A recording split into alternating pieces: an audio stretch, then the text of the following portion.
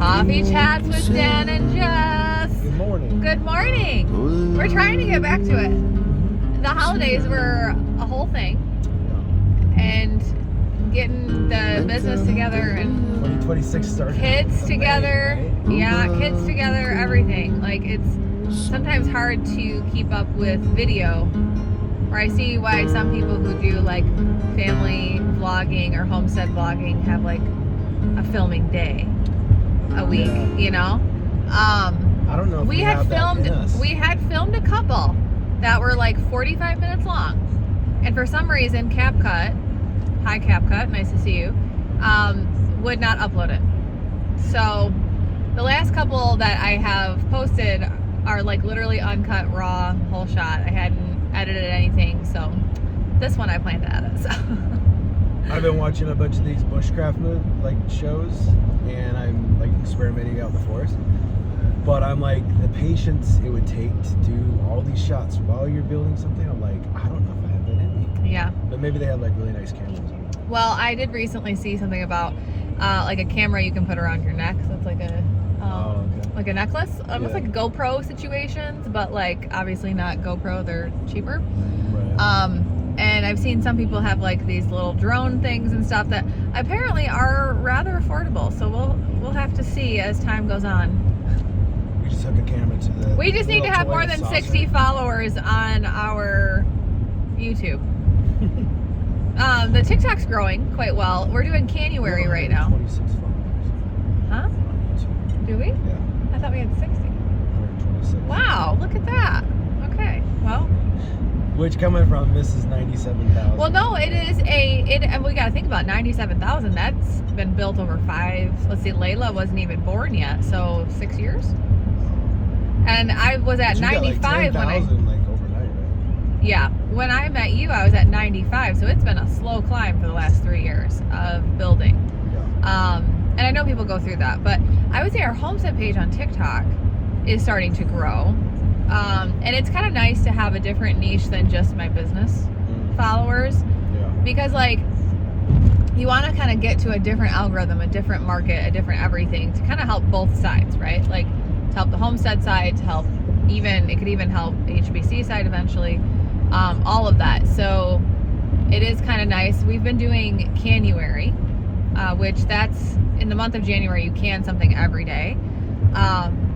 And what makes it possible for me to do that is the electric canner, because you don't have to do large amounts of things. But we do a lot of, we use our canning Shout stuff out so to fast. Presto. Preston. Yeah, and I'll link it down below, because I couldn't link it in our Beard Family Homestead TikTok page yet because we have to have 1,000 followers. We're at like 800 and something right now. So I think we'll hit it by the end of Canuary. They call it a canner or a pressure cooker? That is a pressure canner. Now the Instant Pot is a canner. See, we were talking about this. Like, Or a cooker. I have this like weird fear because of the Boston bombings. Remember that? They use Yeah. pressure cookers Yeah. to like cause these I think huge that's why a lot of explosions. people I'm like, have those fear. every once in a while, I'll see you like standing next to it. I'm like, please Yeah. don't explode. I'm like, if I'm in here, it's fine. We'll do it. Well, it's like I really enjoy having the electric one because it just sits on the counter like the Instant Pot. When I had my boys, so my babies, you know, obviously I used an original typical pressure canner. So it was like one of the metal ones, like all of that. And I always had too much pressure. So it always went up to 15 pounds or more, no matter what I did. I could not get it to go lower. And I didn't want the kids anywhere in the kitchen whenever it was on because I respected it. I didn't fear it. I respected it. But you never know, you know, with those ones. And so And like when they I was start like, going, yeah. naturally I want to run. Yeah. You know? And so what I do like about the one we have now is we put stuff in there, we boom boom, and then go. And I think it's pretty awesome. yeah, and what I like about it is I don't have to babysit it. So I will link it. If you are new to canning, you want to try it out, anything like that, the Presto electric pressure canner, I think it's about $250 on Amazon, and I feel like it's paid for itself really quickly for us. One thing that we can a lot of and use a lot of is pulled pork. We get a pork butt, chop it up, throw it in there. I don't put any seasonings, I don't put any water, I don't put anything in it. and I just pressure can it, and we pull it out. We make sweet pork, we've made pizza, we've made a whole bunch of stuff. And one thing that I'm doing with the Canuary series is I'm telling you at the end what you can use those things for, because I have to say I've been canning for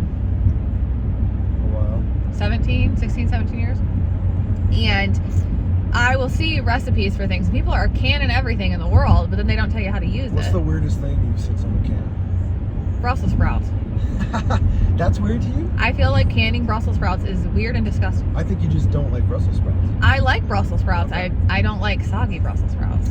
Like, boiled Brussels Would sprouts. you dehydrate Brussels sprouts or freeze dry? Well, I think normal me would say yes, but then I had bought that freeze-dried vegetable mix that one time. Remember, it had the cabbage in it, and how gross it smelled.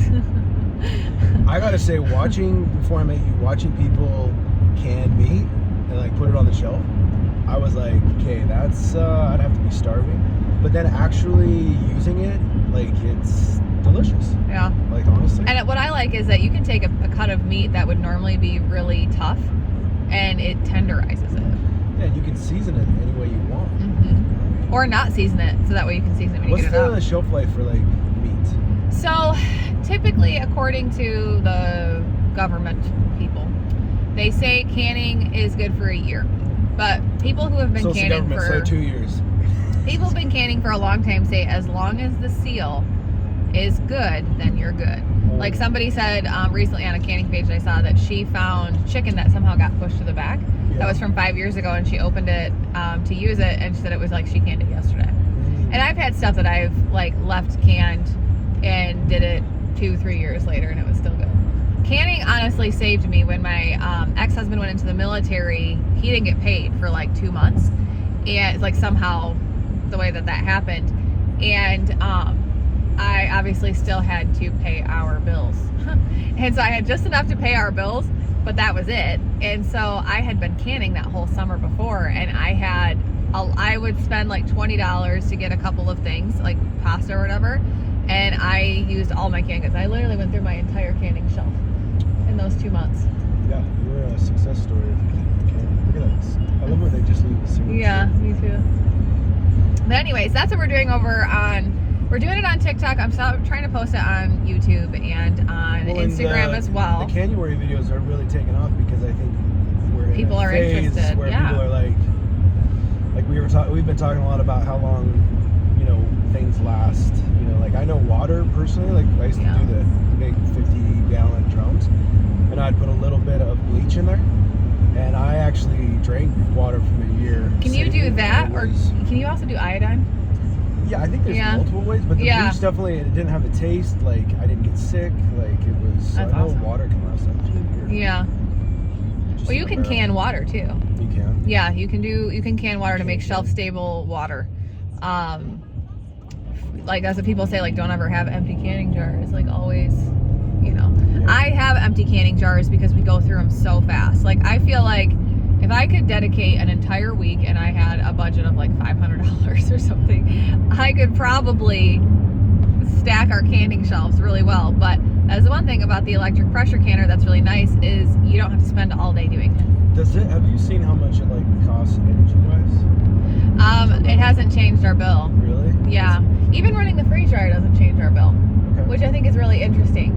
I think running, it'll run for like 2 days. I can say like other people have said their freeze dryer changes their bill significantly, and I'm like, I haven't noticed it. But then again, our energy costs are really high here. We were in Utah, our whole family in Utah, and my niece was staying at the house, babysitting our animals. Not really using anything. Not using anything. She said she wasn't even home that day, most of that day. And I look and I see like what our energy prices are per day. And it had said that it was like $25 that day, which a typical for us is like $13. We have a pretty big house, and obviously like even though we run our thermostat in the winter at 66 and 67, yeah. We've been at 65 before. Yeah. And people are saying, like, I've seen people around us who are like, oh, I've been running the heat at 73 and my bill is $300. I would love our bill to be $300 every month. It can be $200, it can be $450. It's like playing roulette. every time I open up the consumer spill. I'm like, that's great.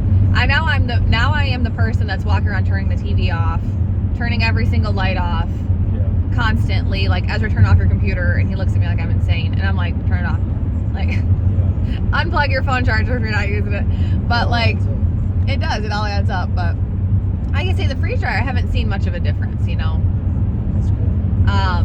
I can see. You know what does create the biggest difference I've noticed is my wax melter, which I think is interesting, and the barrel warmers.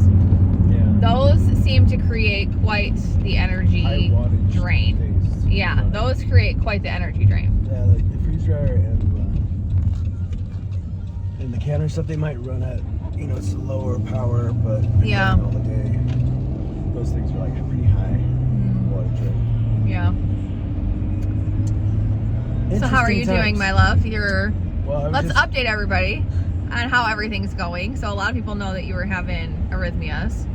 Yeah, so... And working through that. So now... I haven't had as many episodes lately. I'm on blood thinners, which I don't really like. I think your last episode was like 2.5 weeks ago. Yeah, I've been getting little ones. In fact, I had one when I was out building my little Viking shelter. And I kind of laid down in it. And because I kind of deal with mental and physical at the same time, the thing that I can try to control is the PTSD or mental part. So it's like if I can bring that down, then it helps me bring down the physical, right? Like that's how I pull myself out. So, but it's been, I think gearing up for the 29th and... having surgery on the 29th. Yeah. Hopefully fix this. This is our shot at trying to fix the arrhythmia. Right.